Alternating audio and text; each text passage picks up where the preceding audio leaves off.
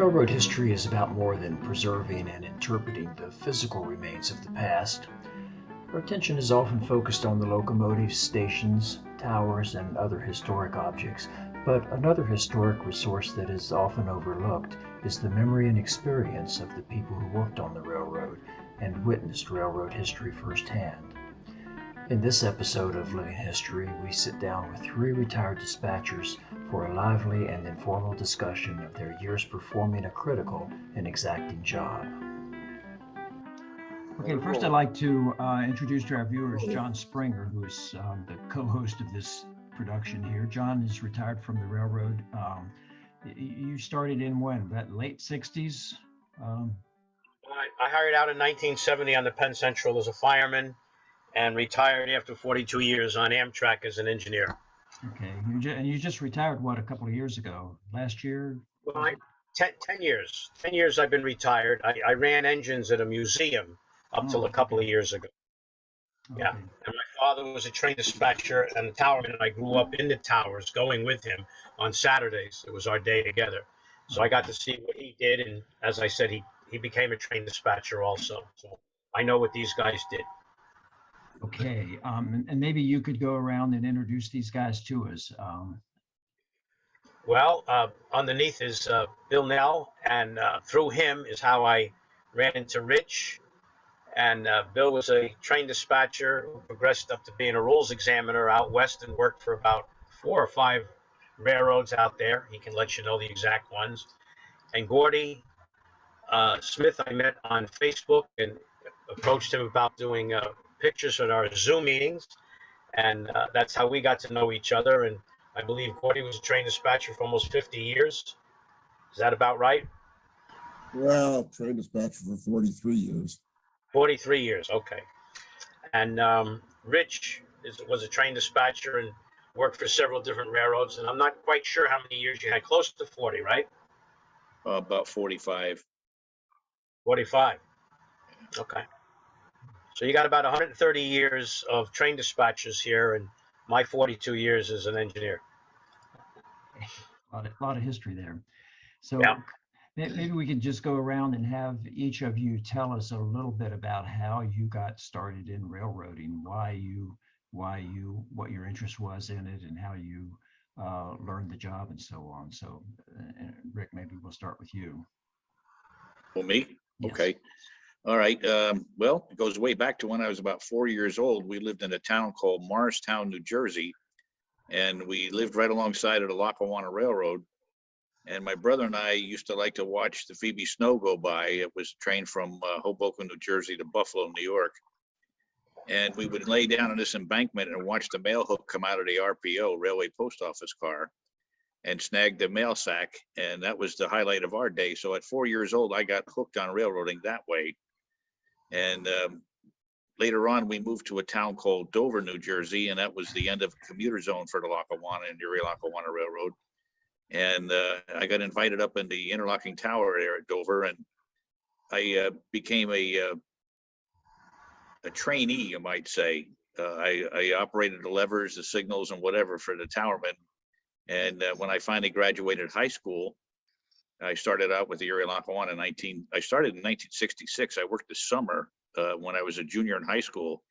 I knew a train master on the railroad, and he said, "Would you like to be a ticket agent for a couple months?" And I said, "Sure, why not?" So I took that job, and then I went full-time in June of '67 for the Erie Lackawanna. Should I go on further with the career, or is that far enough? I think that's good for now. How about you, Bill? Well, excuse me. In Dallas, growing up, I lived about a half-mile south of the MKT main track from Denison into Dallas. And at 12 and 13 years old, I started hanging around the track when a local road switcher would come out to switch industries, a Dr. Pepper world headquarters bottling plant, a cement plant, Western Electric warehouse, a steel supply warehouse, and a couple other industries. And the crew was comprised of 5 very ancient old men, and they took a liking to me, and uh, were rather shortly allowed me to start participating in their activities. And within a month, I was learning how to uh, cut cars, couple air hoses, uh, drop cars, whatever. And I learned to be quick and nimble on my feet, making switching moves like that. And by 14, I was able to run the yard engine while the old head engineer and the fireman went to get coffee. Be that as it may, I decided then and there that I enjoyed the hell out of playing trains. And later, a year or so later, I discovered in my school library a book titled Singing Rails uh, that we talked about at a previous Zoom meeting just a few weeks ago that basically cemented my adoration of the railroad business. Uh, in between my junior and senior years in high school, I learned telegraphy over a 4 week period with an ancient lady telegrapher on the Cotton Belt Railroad at their Austin Street Yard in Dallas.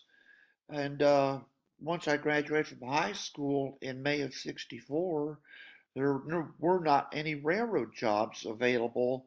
So I basically took what I could in terms of employment and didn't get my first railroad job as a telegrapher with the MKT until October 1 of 1965. And the rest is history.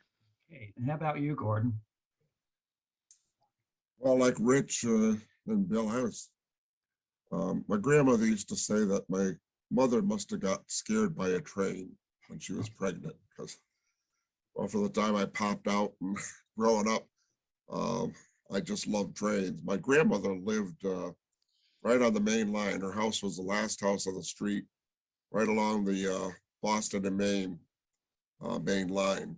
Of course, that's I used to love to go to grandma's to watch the trains, and I used to head right over to the station, and um, it amazed me at a young age how the old fellows that sat out there by the railroad station could always tell me when a train was going to show up. But so growing up, I chased trains. I just loved trains. And the year I graduated from high school in 1968, uh, my dad bought a new car, and he always wanted to drive across country. So we drove cross country, and we stopped in Las Vegas. And at the time, he wanted to go into the, what was it, the Union Plaza Hotel, to the casino.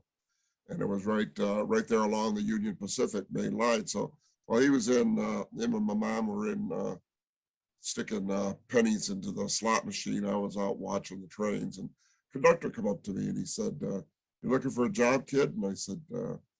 I said, "We're on a vacation." He said, "Well, if you're looking for a job," he says, "come on up to the tower there." He says, "See the train master." He said, "We're hiring brakemen." Well, of course, that planted the seed in my head. So did my freshman year in college, and the end of that year, I wrote a letter first to the Penn Central there at Springfield, but they weren't hiring. So took a ride up to Grandma's and found my way down to the Mechanicsville Railroad Yard. Found out the train master was located there, so I went over and saw him. But unfortunately, they weren't hiring. But he said, pointed to the D&H yard office. He said, "I'm pretty sure Dick Williams is down there. You go down and tell him I sent you." He said, "I'm pretty sure they're hiring." So I drove down there, went in and met Dick Williams, the train master, and we got talking. Little did I know, he asked me how I got interested in the railroad and all. And I told him my uncle was a signal maintainer out of Plattsburgh.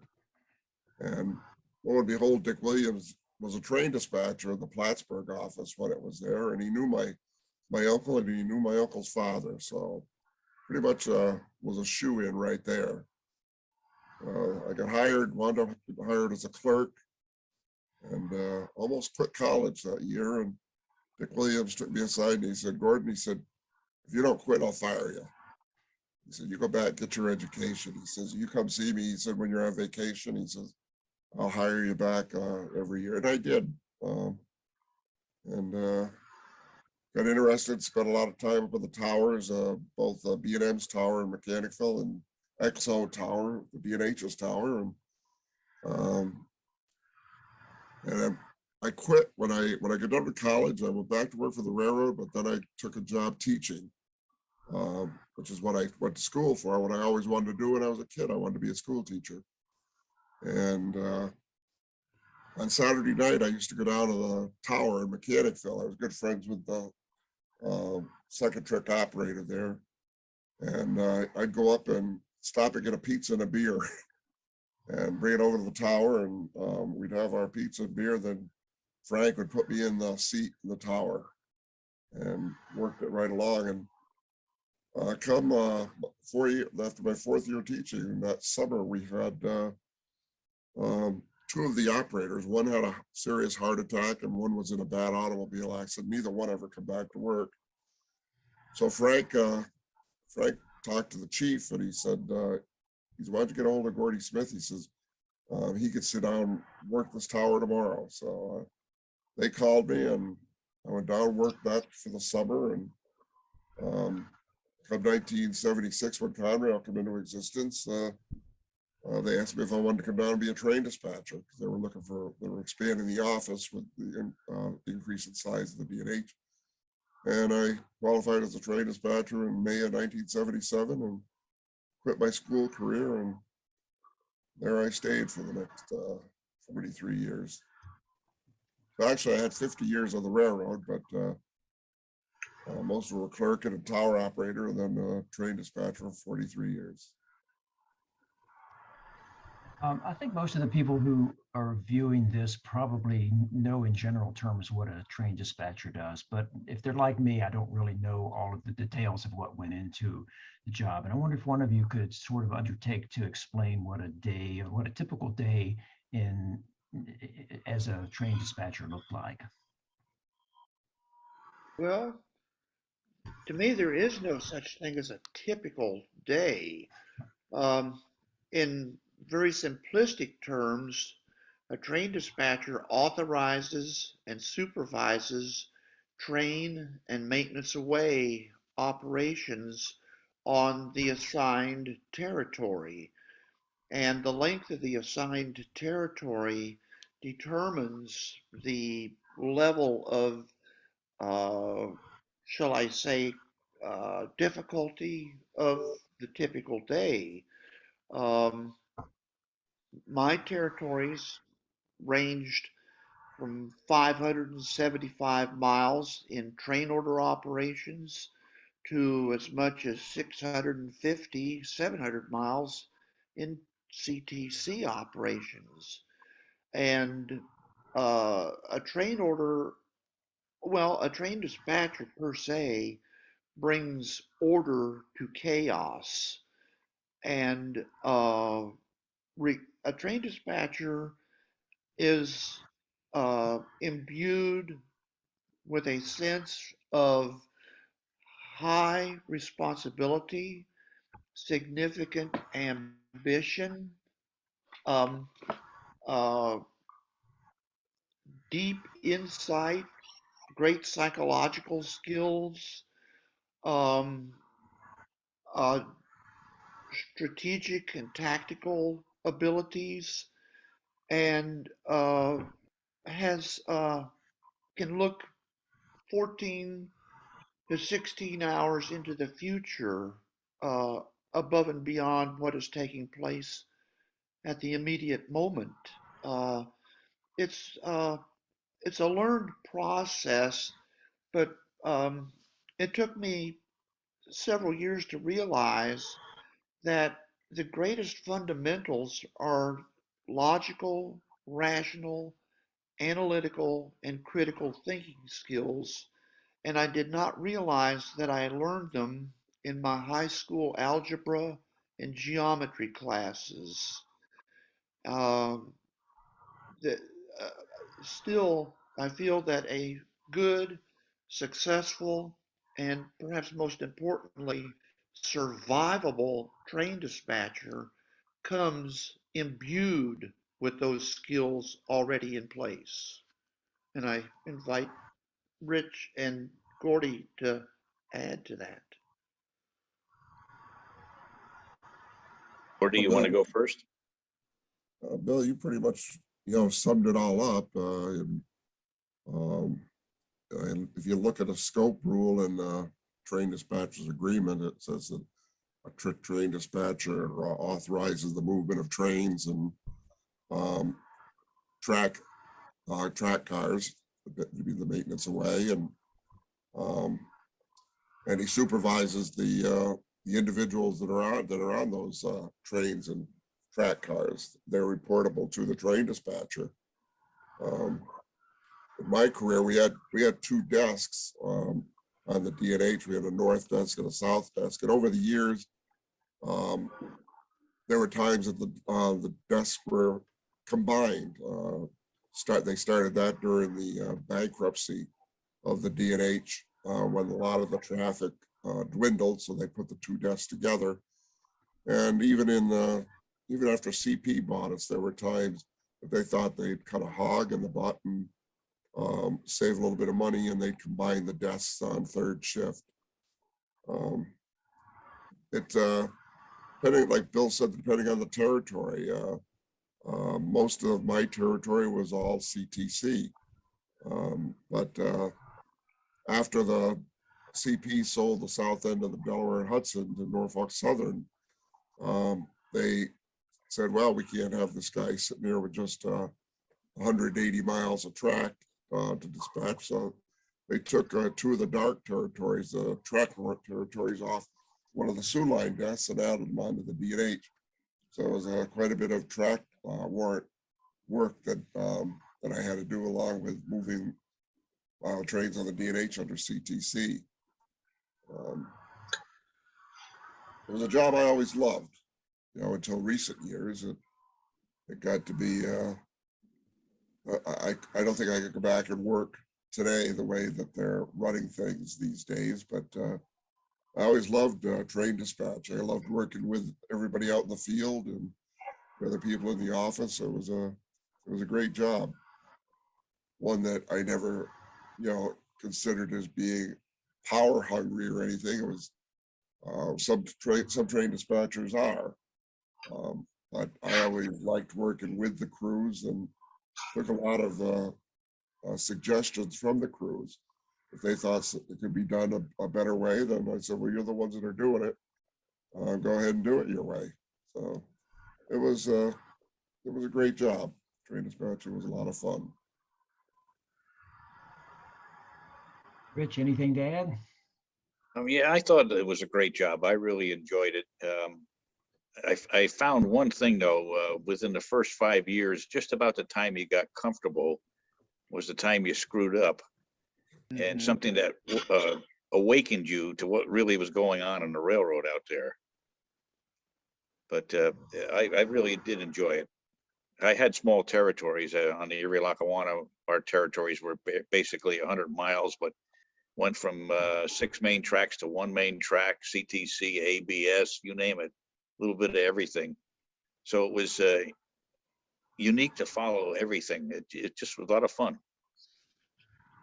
One of the things that I wanted to ask about was how did the job change over the years that you were working? I would assume that at some point there was more CTC territory as that came about, but how did the job change from the time you started to the time you retired? What kind of changes did you see over that over the course of that time? Well, when I was hired in mid 1972 on SP was in the process of installing CTC on its Sunset route from Houston to El Paso. And so the company had split several territories that were train order territories into smaller territories to facilitate the implementation of CTC in conjunction with train order operations and make them, shall I say, functional. And then as the CTC territory uh, became fully functional, and the train order territory was dissolved or liquidated, um, the CTC territories were expanded. And as an example, um, what was a train order territory between San Antonio and Del Rio later became San Antonio to Sanderson, Texas, a distance of nearly 800 miles. Um, in turn, my particular territory on the east end of the San Antonio division remained train order territory because the company considered it almost a secondary territory and chose not to install CTC. And a particular eccentricity was that about, let's say, 55 miles of my territory was dark, no signals whatsoever, and yet we ran the BSM, a 70-mile-an-hour freight train across the territory, by creating manual blocks using train orders to do so. Uh, so technology did not necessarily win out. Uh, what uh, Another interesting aspect, and not necessarily technological, uh, was that many of the sidings on my particular territory were 4,800 feet, 5,600 feet, and between San Antonio, Flatonia, and Hearne, Texas, on my territory, I had only 3 sidings that exceeded 9,000 feet. The rest of them were far smaller than 9,000 feet, and with the result that SP in 1977 began running 8,000 foot trains. So when you're running 8,000 foot trains east and west, and you're throwing in 6,000, 5,000 foot sidings, and you're running 70-mile-an-hour BSMs and passenger trains and locals and then dogs in mixed in with all this, siding length becomes crucial to deciding where you're going to meet trains, how you're going to meet trains, and who's going to take delays.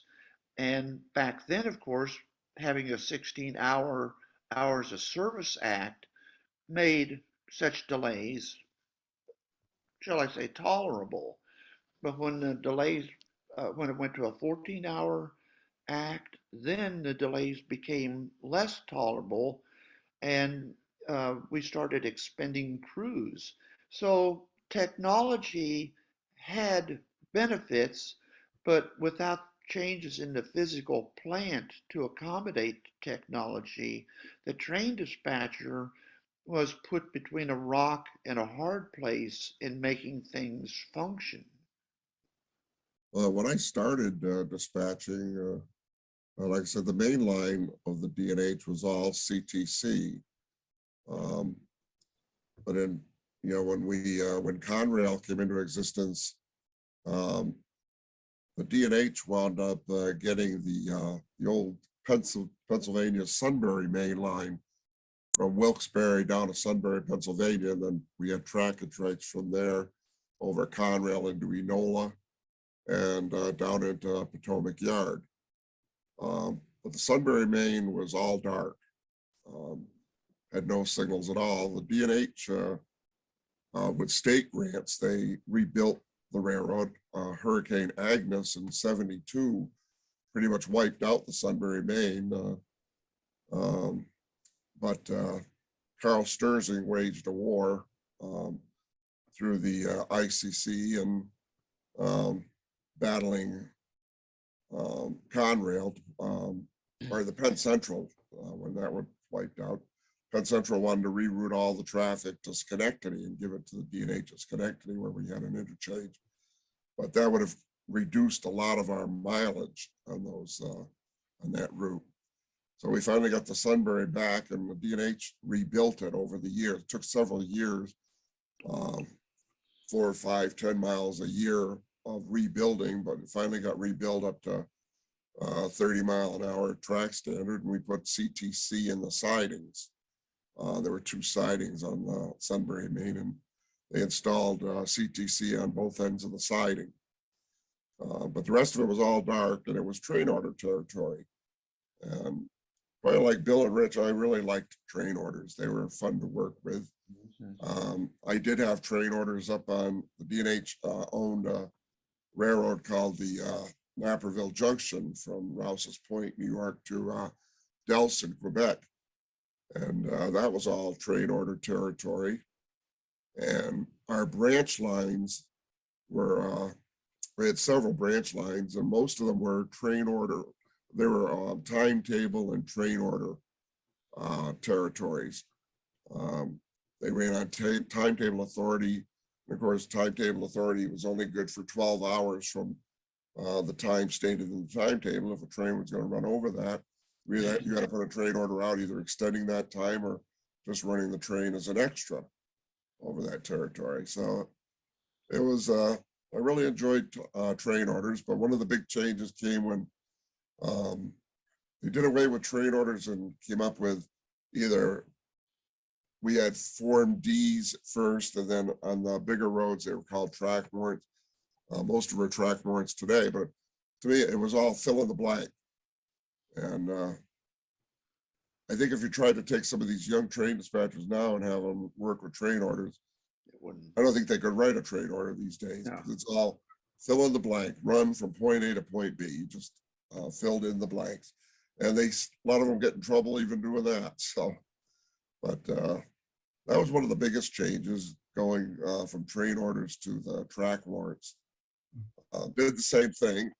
You were doing the same thing in dark territory, authorizing a train to move from point A to point B and setting up your meets accordingly. But under timetable authority, usually on a territory that ran as a dark territory, one train was stated in the timetable that either northward trains were superior to southward trains of the same class, blah, blah, blah. But if you wanted to change that, you could do that by train order.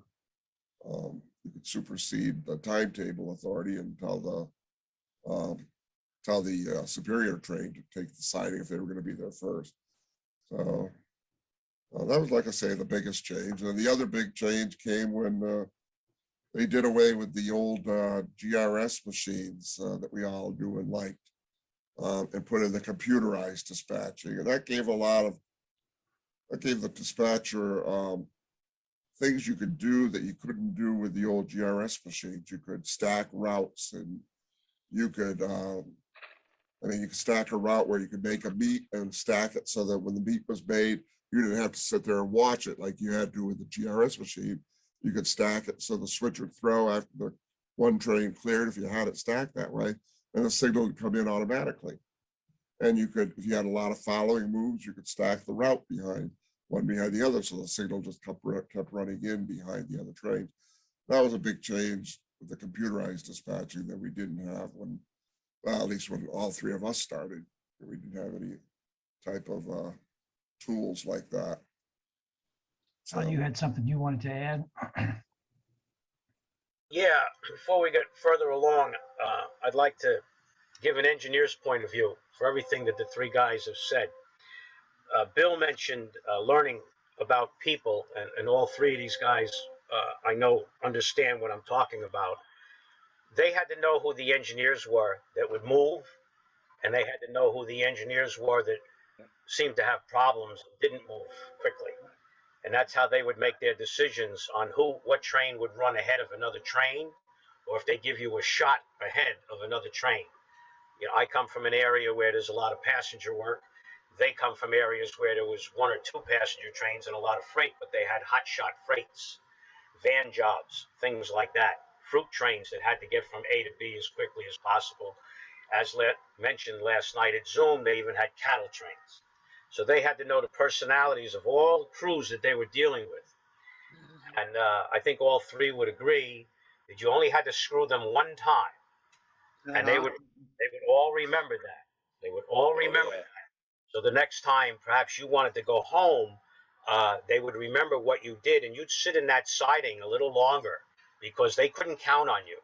Or maybe you only ran fast when you were on your way home from your away from home terminal, but going the other way, you wasn't so fast. They all knew those different personalities. Each one of these guys knows exactly what I'm talking about. From my point of view, also as an engineer, there were certain train dispatchers that you could work with, that you could say something to. Give, how about maybe this way? And they would go with you. Like Gordy mentioned, they knew we were out there, so they would take you at your word. Should you screw them, that would never happen again. But as long as you gave them a good move, they knew they could depend on you. There are train dispatchers that have the Napoleon complex. When my father was dispatching, there was a particular young fella down there, and he said, "You've heard the expression, you get more flies with honey than you do with salt." He says, "Well, these guys are out there. These engineers are out there. They're on the equipment. We don't know how to run a train. We don't know how to run a train. So you should be nice to them, and they'll probably be nice to you." But he had a God complex, and he was very difficult to work with because of that. So when they talk about personalities, that's what they're talking about. And it goes the same with them. There was guys that would move you. I worked on a railroad. 50 miles was owned by Metro North, and about 20 miles was owned by Amtrak. And there's train dispatchers on Metro North. They'll let you sit there till hell freezes over, even if you're running and not making any stops. If the timetable says this is what time you're due by this point, and you're early, they won't let you go because their train is due to run up there. And now you follow that train and you'd be delayed. One particular guy, his name was Luther, and they dubbed it Lutherization. You're going to be Lutherized. And everybody knew what that meant. The guy had no brains. The timetable said this train operated on this track. God forbid he should do something different. Nice man. He was a very nice man. I called him on the phone one time and asked him if he was pissed at me.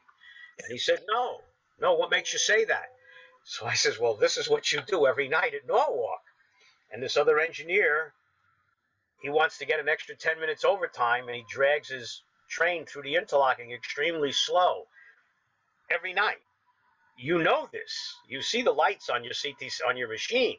You see it. The timetable said he was due out a minute ahead of me going through. Even though I went right through, he had to go through 15-mile-an-hour crossovers. He had to go through 4 tracks and up the Danbury branch and pick up his train orders at Burke Tower. But he still let that train go, and he still screwed us every night because the timetable said he was due out a minute ahead of me, even if I was there early. That's the way it is. Ed, oh, sorry, John. No, go right ahead. Ed, I got a real quick story about train orders if you can handle that right Sure. now. Absolutely. It's on the Erie-Lackawanna. It was in the commuter zone on a line called the Booton Line, and the town was Mountain View, New Jersey. We had a fellow that had just moved from Italy to the United States, and he was working as a train order operator. And the other thing that really was detrimental here was the fact that our telephone lines weren't that good. We had a lot of brush in the line wires, and if the wind blew, you could hear this scratching sound, and everything would become distorted and whatever. So the train dispatcher is going to put out a train order to an eastbound train that they had an order in their hands, and he wanted to annul that order, that it wasn't in force anymore. So he puts the order out to the operator at Mountain View, and he said, order number 201 is annulled.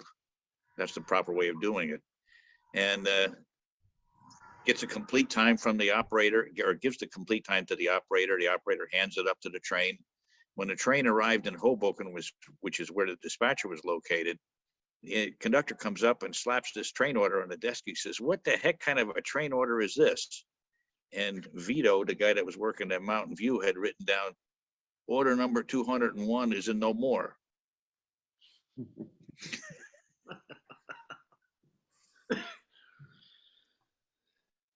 John is correct about engineers, and I I was a fireman on the Great Northern out of Seattle for a while, and so I had experience in engine service.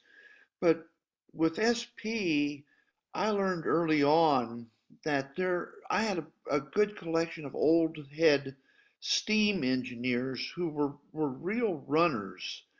And I developed a habit of playing engineer against engineer.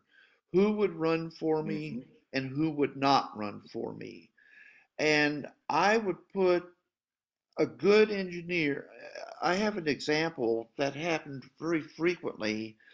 I would work daylights on Sunday mornings, and San Antonio would call a 10,000-ton rock train out of East Yard, probably about 15 to 20 minutes ahead of number two out of the depot.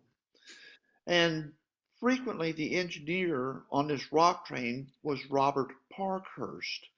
The power was a collection of GP9s, U-25Bs, GP30s, and other dogs.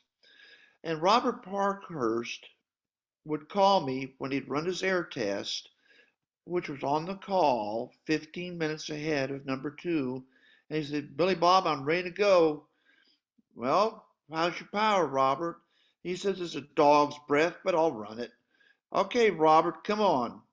Well, I'd give him the signal at the east end of East Yard, and Robert would take that train, 10,000 tons, with junk for power, and he would leave East Yard ahead of number two and all the way to Glidden, Texas, where the Houston division began. Number two would never see a yellow signal. Number two had nothing but clear green signals all the way to Glidden. Now, my point being, any other engineer, there's no way in hell I'd let them leave East Yard ahead of number two.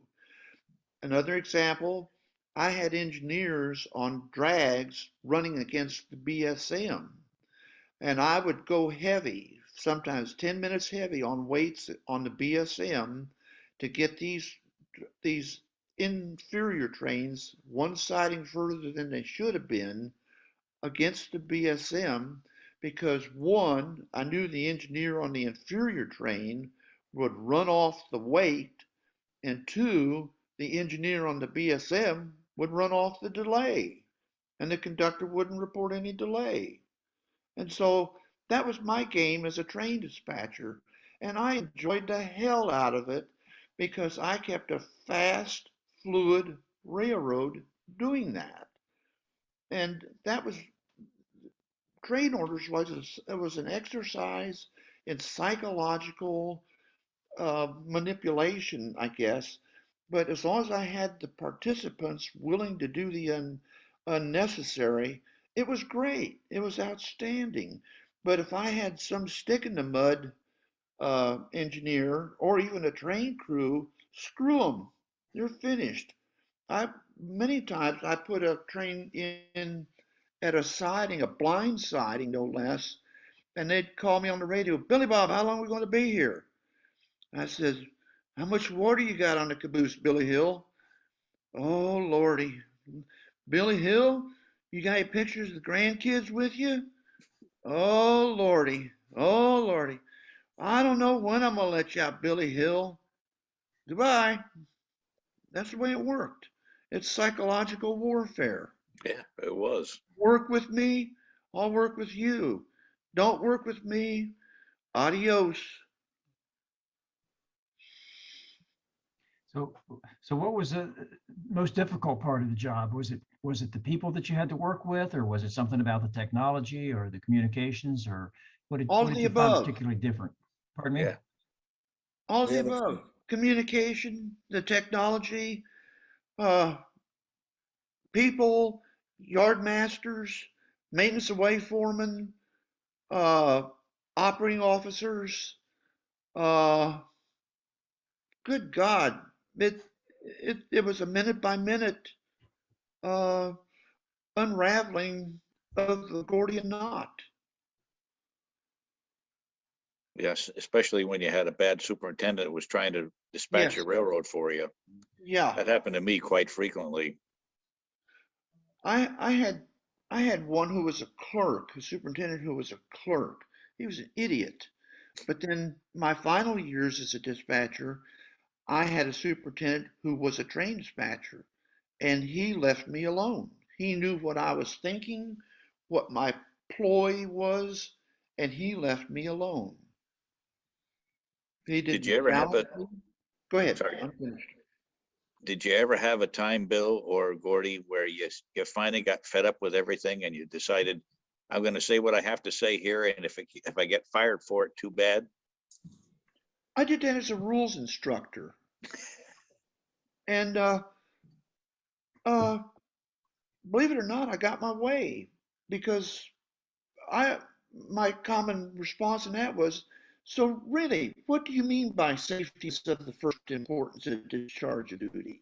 What is safety in this context? And that usually shut them up. When you throw it right back at them, well, I got a story about a superintendent that tried to run my railroad. Can I relay that? I was working for the Union Pacific at the time, and I had a district from Rollins, Wyoming to Green River, Wyoming, about 135 miles. Pretty fast district. The Z trains or van trains were all 70 mile an hour. Amtrak was 90 miles an hour. And it was a very busy railroad. Well, we had a derailment on my days off at a place called Bitter Creek, Wyoming, and both mains were blocked. And I figured, well, by the time I come back up after my days off, the railroad's going to be cleaned up. No, it wasn't. I sat down, and that's when I got both main tracks back. All sidings were blocked, and east and west with trains that had been tied down because of the derailment. And it was a disaster. And in the midst of all this, coming into Green River, 10 trains deep, we had a big rush hour every morning at Green River with freight trains, was the president of the railroad, John Kennefick, on his business car on one of the van trains. And I had to put out a lineup to the superintendent and Mr. Kennefick, any trains that he would see, how many locomotives were on them, the loads, empties, tonnage, uh, where they were located at a certain time, when they were expected at a certain time. You really had to go through a whole dissertation. So it took me almost 35 minutes to put this thing together with all the trains that were out there.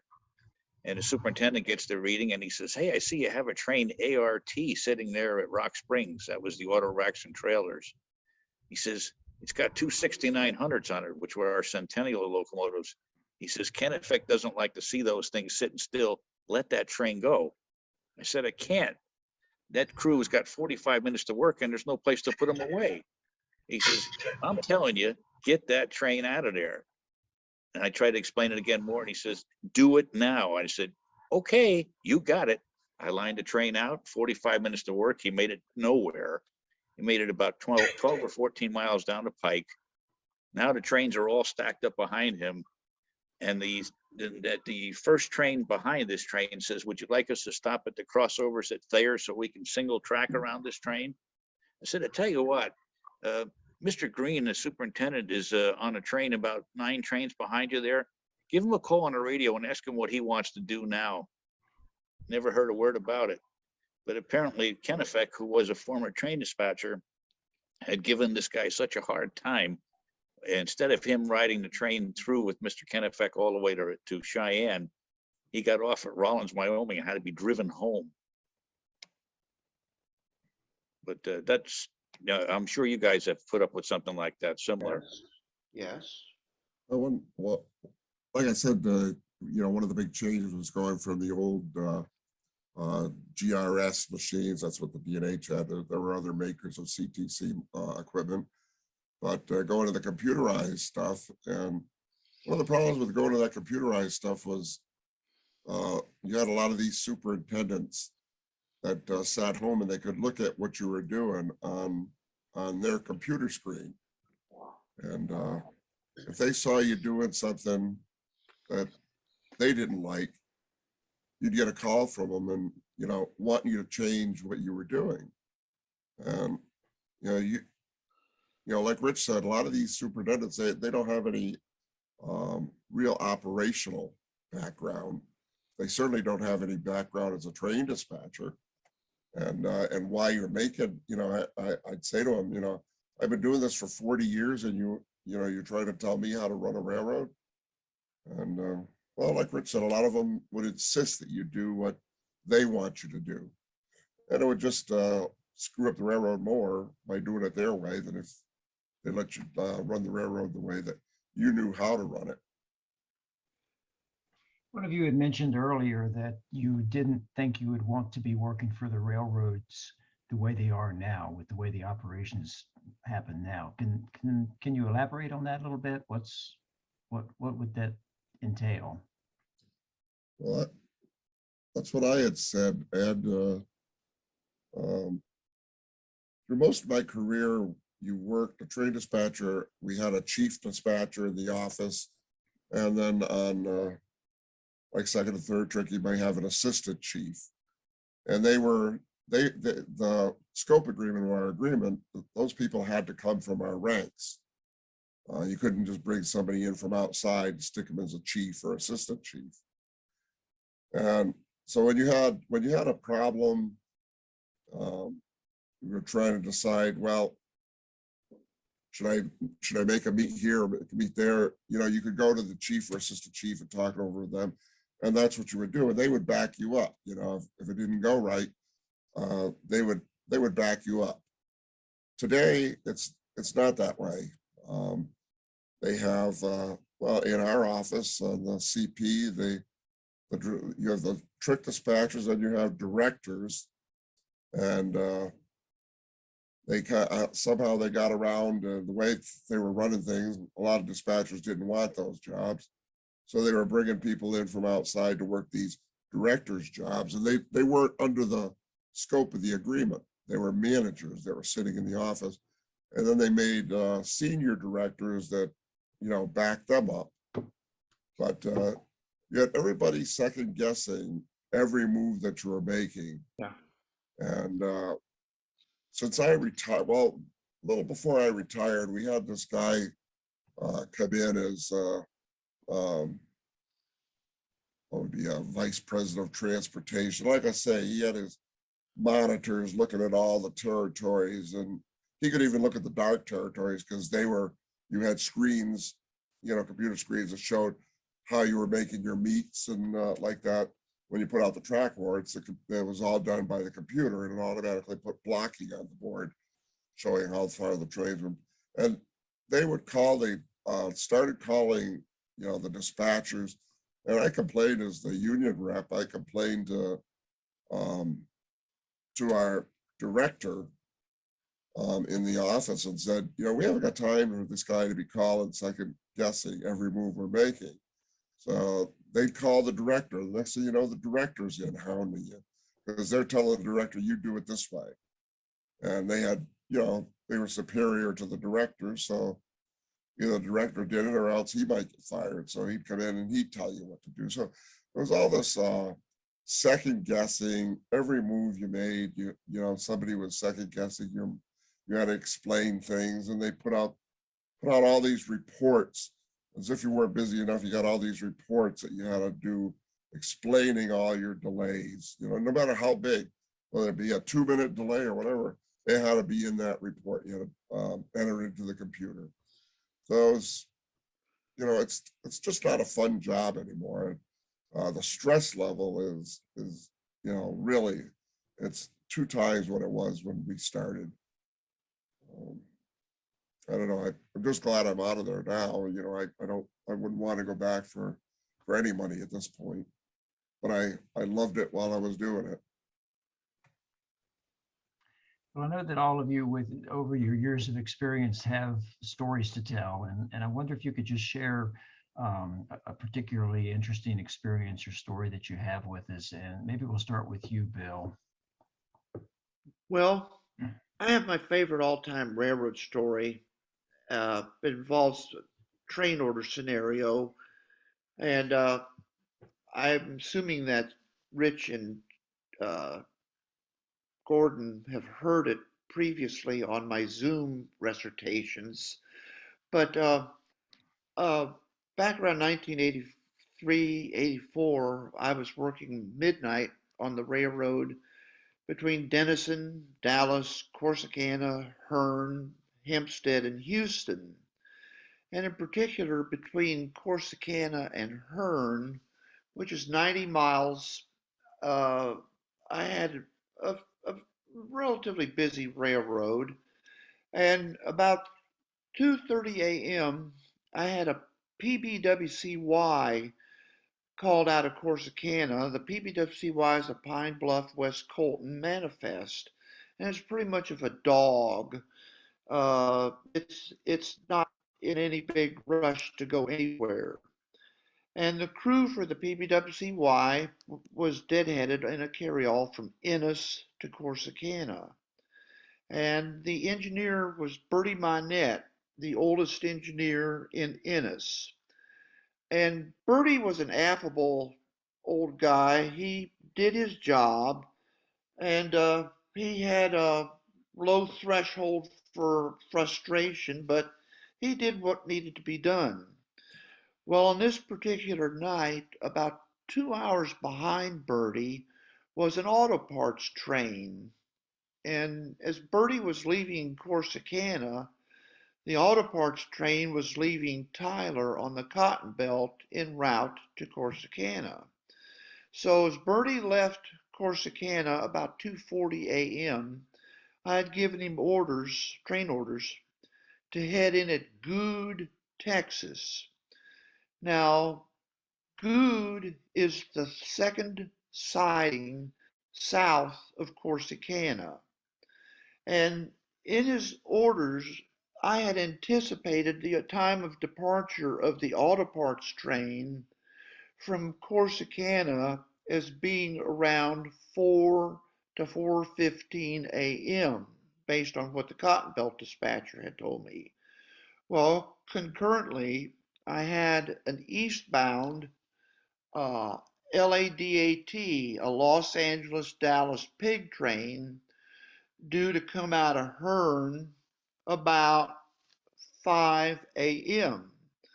And a second LAEST, a Los Angeles East St. Louis piggyback train, come out of Hearne right behind the LADAT.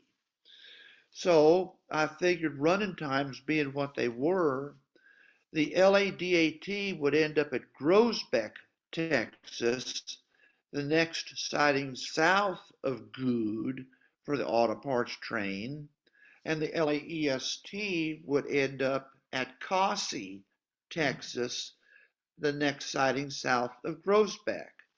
Now, I've composed a train order that I'm going to send to you as a separate email text to help explain all this, put it in a visible format. But anyway, Bertie knows when he leaves Corsicana, he's going to get run around by the auto parts train. That hurts his dignity right there, getting run around. So he heads in at Good and gets in the clear, and he hears the auto parts train coming into Corsicana about the time he gets in the clear. And he comes to the dispatcher phone. He gets off the engine. It's about 3:40, 3:45 a.m. And he comes to the phone.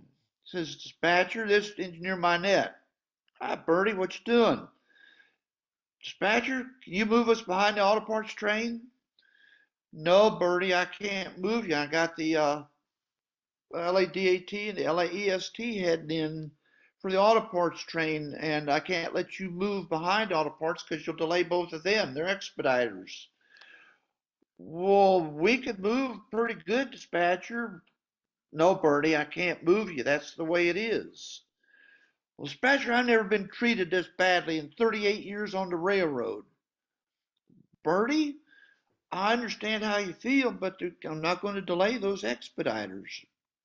"Well, dispatcher, you must think you're awful damn smart. Tell you what, Bertie, if you don't like it here, I understand that Ayatollah Khomeini is looking for some good locomotive engineers on the Iranian Central Railways out of Tehran. Oh, I can tell I'm not going to get anywhere with you, dispatcher. No, Bertie, you're not. Click, he hangs up, goes back to the engine. Poor old Bertie gets on the radio, on the locomotive, calls his conductor. Joe Ben Munn, I talked to that dispatcher and tried to get him to move me behind the auto parts train. He said he can't. All right, Bertie, we'll stay right here. Well, Joe Ben, he said if I don't like it here, I can go to Iran. Oh my God, there was about 1 minute of silence. The auto parts train is leaving Corsicana. The crew on the auto parts train. Bertie, I didn't know you were going to Iran. When you leave, Bertie, let us know so we can have a big party for you. And the crew on the first expediter out of Hearn, the LADAT, they heard it. Bertie, we've really enjoyed the hell out of working with you all these years. I hope you enjoy Iran. Second, the LAEST coming right into Hearn. Bertie, we're going to miss you. We really enjoyed working with you. Crew on the Cotton Belt up at Mount Pleasant, Texas. Bertie, I never worked with you, but you sound like one hell of a good man. I don't know what you're going to do in Iran, but by God, you're going to give them hell. All this on the Road Channel radio, radiating for at least 75 miles from Good, Texas. Radio Free Bertie is on the air. And that old Bertie, his feelings were so hurt that when he got into Hearn at 6:45 a.m. that morning, he called the general manager in his office in Houston, Roland Breedenberg, and reported me to Roland and told Roland that I had just mistreated him horribly. Well, Roland called me the next day when I was back on my first strict daylight job. And Roland says, Bill, what'd you tell Bertie at Good? And I told Roland exactly what I've told y'all right here. And he said, Bill, you need to be more diplomatic with Bertie. I says, Roland, I was diplomatic with Bertie until he told me that I was a smartass. And then I decided I'm going to give him some of my own of his own medicine. So that's my story, and I'm sticking to it. And I got other stories. Don't we all? Yeah, but that kind of nonsense, I did. On the phone was one thing, but for Bertie to get on the radio, Lord God, give me a break. Mm-hmm. How about you, Rich? Oh, I got a doozy here. This is, I was working the third trick in Hoboken on the combined jobs of the Boonton Branch and the Morrison Essex job. And in addition to running two separate pieces of railroad, I had to do part of the morning reports. It was delays to all the passenger trains and any freight trains that were delayed, and do the overtime reports that the crews made overtime. And this was for the superintendent to read the conference call in the morning. Well, I had a hot shot. Our train, New York 100, lost 10 minutes between Howells Junction, New York, and God, what the hell was the other place? Newburgh Junction, and lost 10 minutes. And I couldn't come up with a delay. There was nothing written on the train sheet from the previous dispatcher, so I had no idea what was going on. So just to fill in the blanks, and I thought I'd be a smart ass, I wrote down on there, loose connection between the seat box and the throttle, meaning that it was the engineer. And I left it in there, and I was going to change it in the morning before the superintendent came in for his report. And I got a little bit busy and never got a chance to do it, forgot about it. He came in late for his call, grabbed a pile of paperwork for the morning report, and went in his office, which was adjacent to the dispatcher's office. But you could hear everything that went on because he was on a speakerphone all the time. And superintendent's reading off his delays, and he says 10 minutes, New York 100 between Howells Junction and Newburgh Junction. And there was silence on the phone. And all of a sudden, everybody starts laughing. And then he realized what I did. And he puts the phone on mute, opens up his door and yells into the chief, "Who wrote this report?" And the chief points to me and he says, "I want to talk to you." Oh, pick my brain as to what story to tell.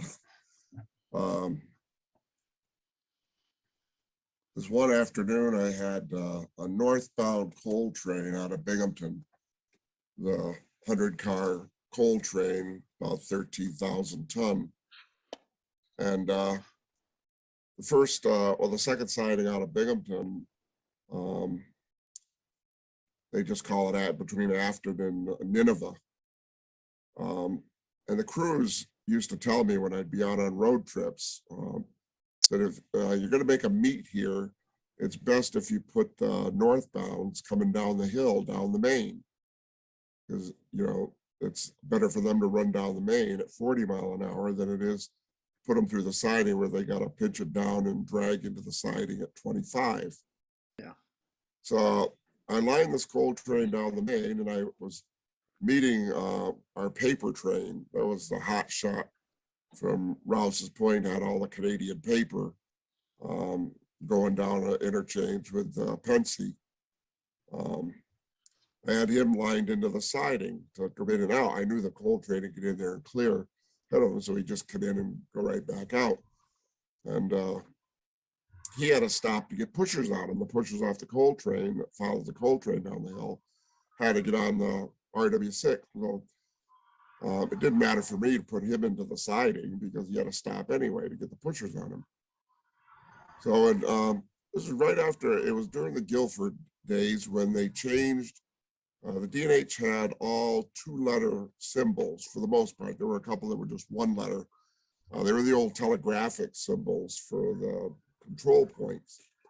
But they, at this point, the southernmost point was SW cabin, and the north end of the siding was GR cabin. It was about a 4-mile siding, and it had an intermediate signal in between for both north and southbound trains because the siding was so long. So when the coal train hit SW, I got on the radio and I told the engineer that, I said, "You're going to meet RW6 there at GR." Now they had just shortly before that changed all the the siding points to control points. And they were CP, and they were all, Guilford numbered them. They weren't letters, they were CP for control point and a number which corresponded to the nearest mile post. Well, nobody was quite used to those control point, numbers yet. And when I told the engineer, I said, I'm gonna hold you at GR for RW6, take the siding. Okay, dispatcher.